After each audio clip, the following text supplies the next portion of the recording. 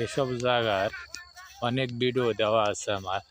এখান থেকে আমি টরফি পায়রা খাইছি। টরফি গাছ আছে একটা, এটা এখন হয়তো এই জঙ্গলের ভিতরে পড়ে গেছে, এখন হয়তো দেখা যাবে না, কিন্তু আমি কি জানি দেখছি টরফি গাছ না বড়ি গাছ, টরফি গাছ। এই দেখেন টরফি, ওয়াও অনেক সুন্দর টরফি।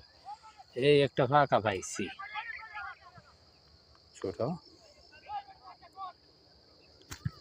পরে গেল।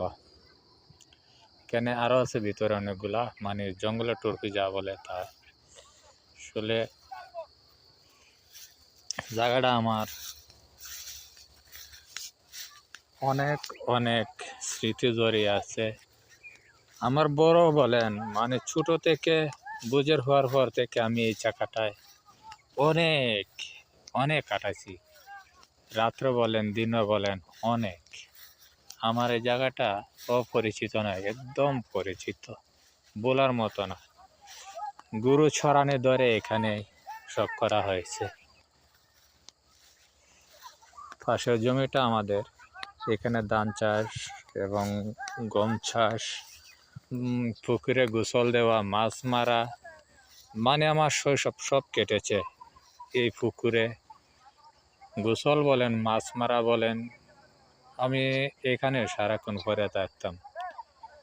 কখন রাত হবে সকাল হবে আর আমি এখানে এসে খেলাধুলায় মেতে উঠব, সেটাই আমার চিন্তা ভাবনা থাকতো। স্কুল বলেন কলেজ বলেন ওইসবগুলা ফালিয়ে এসেও আমি এখানে সময় কাটাতাম, গুরু রাখতাম, রাখালদের সাথে খেলাধুলা করতাম। এই দেখেন এখন কি জঙ্গল হয়েছে, আমি জঙ্গলের ভিতর দিয়ে যাব। এটা কিন্তু আমাদের বাংলাদেশ, এটা আমাদের জমি, এই ফুসকুনিটা আমাদের জমি, এটা বাংলাদেশ।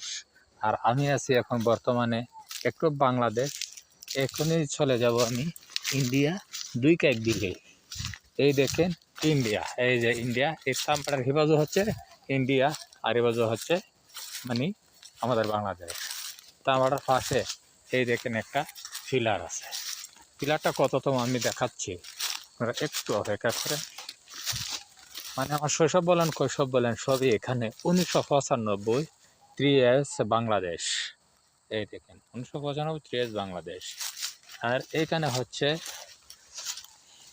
1995 3 years মাইনাস ইন্ডিয়া, এই দেখেন 3 years ইন্ডিয়া। এই আমি এখন ইন্ডিয়া আছি। এই দেখেন এখান থেকে বিএসএফ ফাড়া দেয়, এখান থেকে বিএসএফ ফাড়া দেয়। এই যে বিএসএফ টাওয়ার, এখানে থাকে বিএসএফ। এখন হয়তো আছে না নাই জানি না। এই দিকটা ইন্ডিয়া, এগুলো রাবার বাগান সব ইন্ডিয়া।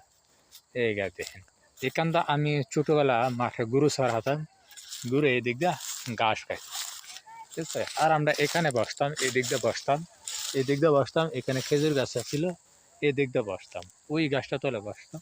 এখানে একটা খেজুর গাছ ছিল, এখানে এই দিকটা বসতাম আমরা অনেক। মানে এসবগুলো এখন নাই। এখানে 2টা বড় বড় তেঁতুল গাছ ছিল, সেটিও নাই। এই দিক দিয়া পরবর্তীতে আমরা বুঝে রয়েছি, আমি দোকান দেওয়ার আগ মুহূর্তে আমি এখানে বসে গরু চড়াতাম। মানে স্কুল ফালিয়ে এসেও আমি এই দিক দিয়ে মাঠে গরু চড়াতাম। এখন সম্পূর্ণ বাগান হয়ে গেছে।